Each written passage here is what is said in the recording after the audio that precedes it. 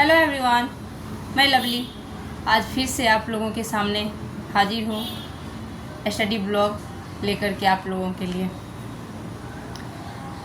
जैसा कि आप लोगों को पता है 10th क्लास का फर्स्ट चैप्टर जो है वो है संसाधन, और आज हम लोग इसी को देखने वाले हैं, इसी पे बात करने वाले हैं। तो चलिए ध्यान से सुनिएगा और हम लोग उसी टॉपिक पे बात कर, इम्पॉर्टेंट फैक्ट जो है इस चैप्टर के सिर्फ उस पर बात करेंगे। और प्लीज़ आप लोग ध्यान से सुनिएगा और इम्पोर्टेंट पॉइंट को नोट डाउन करिएगा। तो सबसे पहले हम लोग ये जान लें कि संसाधन है क्या। संसाधन है क्या, तो हम लोग क्या कहेंगे, जो हमारे पर्यावरण में या हमारे आसपास में हमारे आवश्यकताओं के अनुसार जो भी चीज़ें हैं हमारे आवश्यकताओं को पूरी करती हैं, वो सारे के सारे क्या हैं, संसाधन हैं। हमारी ज़रूरतें पूरी होती हैं, हमारे जो पर्यावरण में मौजूद जो भी चीज़ें हैं वो क्या है, संसाधन है। सिंपल सी बात, हम लोग इतनी सी बात को ध्यान में रखेंगे कि हमारे पर्यावरण में जितने भी चीज़ हैं जो हमारे आवश्यकताओं को पूरी करती हैं, हमारे उपयोग में आ रहे हैं, सब के सब संसाधन हैं। तो चलिए, तो सबसे बड़ी बात है संसाधन। इतनी सी बात अगर आप समझ गए तो कभी भी परेशानी नहीं होगी आपको। तो अब हम लोग देख लेते हैं इसका इम्पोर्टेंट फैक्ट जो है वो है नवीकरणीय संसाधन, जो बहुत इम्पोर्टेंट है आप लोगों के लिए। भी आया है नवीकरणीय संसाधन, अनवीकरणीय संसाधन। नवीकरणीय संसाधन क्या है? तो नवीकरणीय संसाधन जो है, नवीकरणीय संसाधन हमारे प्रकृति की देन है। वो समाप्त नहीं है, वो असीमित है। वो जो नवीकरणीय संसाधन है वो असीमित है। वो नवीकरणीय संसाधन है जिसे हम दोबारा उपयोग में लाएं, वो नवीकरणीय संसाधन है। दोबारा उपयोग में किसे ला सकते हैं? अब कोयला को तो नहीं ला सकते हैं, पेट्रोलियम को तो नहीं ला सकते हैं। दोबारा उपयोग में हम सनलाइट ला सकते हैं, सूर्य का प्रकाश ला सकते हैं, हवा ला सकते हैं, पानी, मिट्टी। ये क्या हो जाएगा? असीमित है, असीमित है। दोबारा उपयोग में ला सकते हैं इसको, तो ये नवीकरणीय संसाधन हो जाएगा। और अनवीकरणीय संसाधन जो है, जो सीमित है, समाप्य है, दोबारा प्राप्त न कर सके, वो अनवीकरणीय संसाधन हो जाएगा।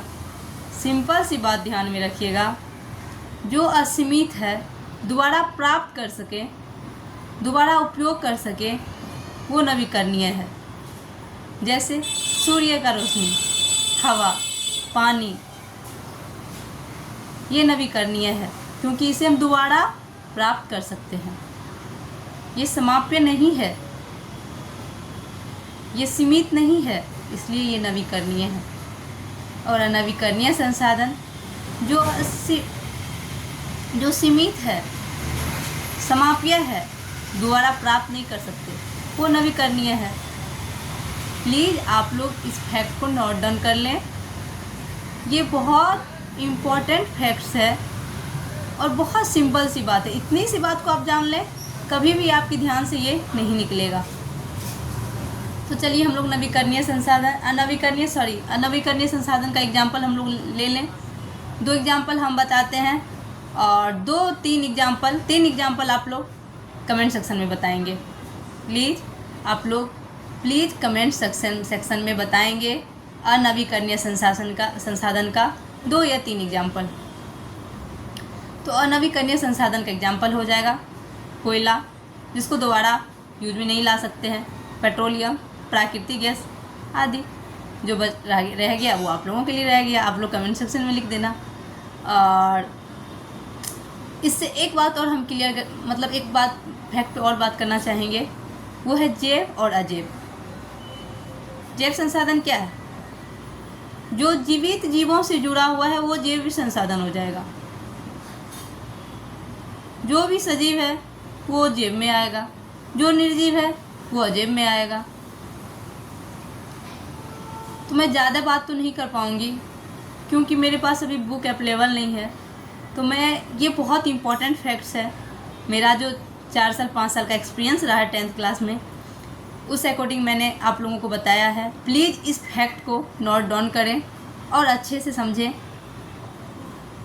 हमको तो ये उम्मीद है कि आप लोगों को अच्छा लगा होगा और समझ में भी आया होगा। तो हम इतना ही मेरे माइंड में था इम्पोर्टेंट फैक्ट, तो हम आप लोगों से शेयर करना चाहे।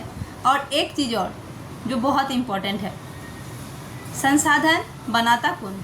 हमारे पास प्रकृति का बहुत कुछ देन है। अगर उसको हम उपयोग के अनुसार ना बनाएं तो क्या वो संसाधन होगा? तो सबसे बड़ा संसाधन कौन है? आप लोग कमेंट में बताएं, बहुत इम्पोर्टेंट है। प्लीज़ आप लोग इसको कमेंट में बताएं कि सबसे बड़ा संसाधन क्या है। चलिए, अगर आप लोगों को अच्छा लगा होगा तो मेरा हौसला बढ़ाइएगा। और मैंने जो सवाल किया है, सबसे बड़ा संसाधन क्या है, उसको कमेंट में लिखिएगा। और अनवीकरणीय संसाधन का एग्जाम्पल लिखना मत भूलिएगा। Okay, thank you, take care, bye bye. मिलते हैं कल 7 o'clock में। बाय।